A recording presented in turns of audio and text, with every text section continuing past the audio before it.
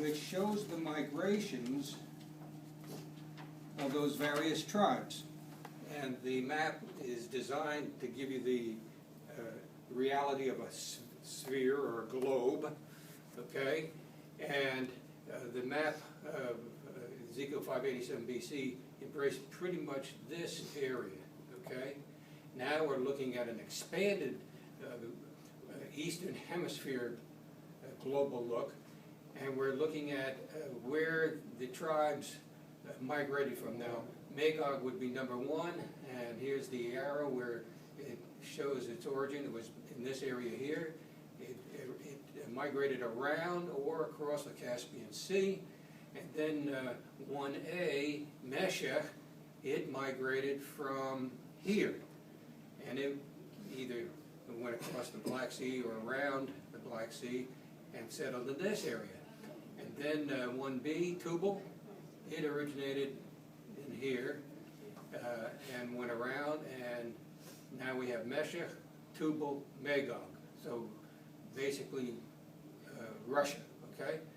Then number two, here we say Iran, but now we would change that to be Iran, Iraq, Syria, Lebanon, and that would be the modern day Persia. Now, when we have that foresight through the suggestion of the scripture, we can watch Middle Eastern developments that will contribute to the fulfillment or merger of these nations. Syria is in serious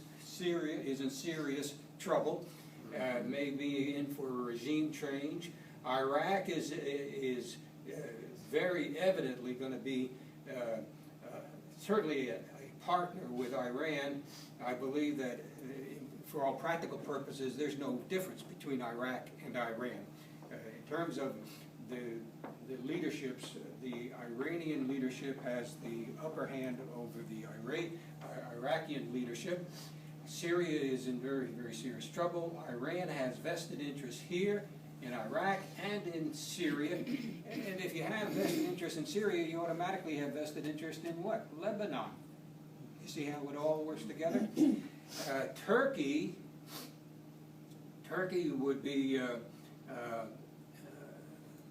I think, accelerating the process. Over here, I'm sorry. Turkey will accelerate the process.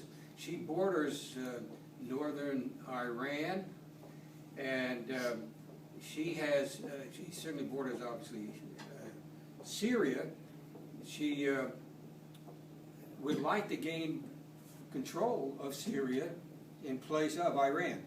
Now, what that means is, who's got the greater vested interest? Who's put the more money and labor and effort into controlling or using Syria as a surrogate nation? Turkey or Iran? Iran, no question about it. She's armed it. She's put in hundreds of millions of dollars there. Syria has enjoyed a very good relationship with Iran and so forth. But Syria and Turkey are at odds with each other right now.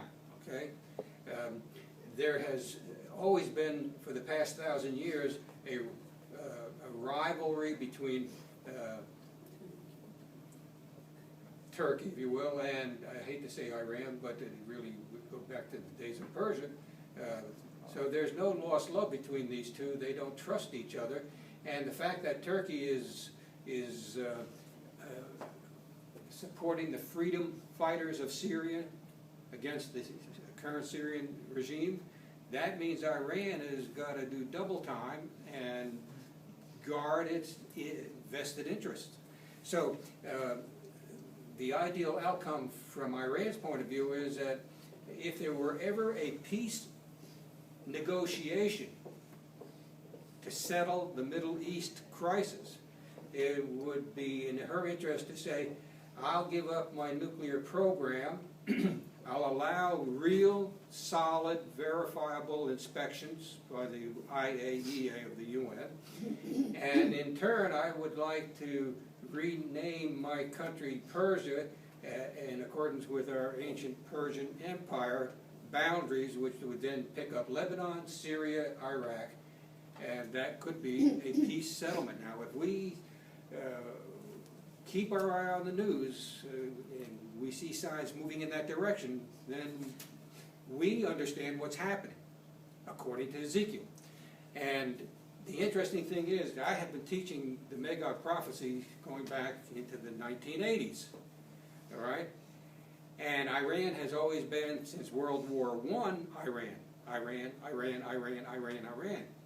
Today, and for the last 3 or 4 years, pundits, journalists, what have you, historians, when they refer to Iran, they put comma or parenthesis Persia. They're more frequently referring to Iran as Persia. Now, all you have to do is just look at the last 20 years of dealing with the term Iran and just notice the absence of reference to or reflection back on Persia, except in the last 2, 3, 4 years. And it's been going on with increasing frequency. So there's a movement here that I think Ezekiel is telling us, in effect, what the prophecy means is this whole entire sweep here of what was ancient Persia. Okay, going on.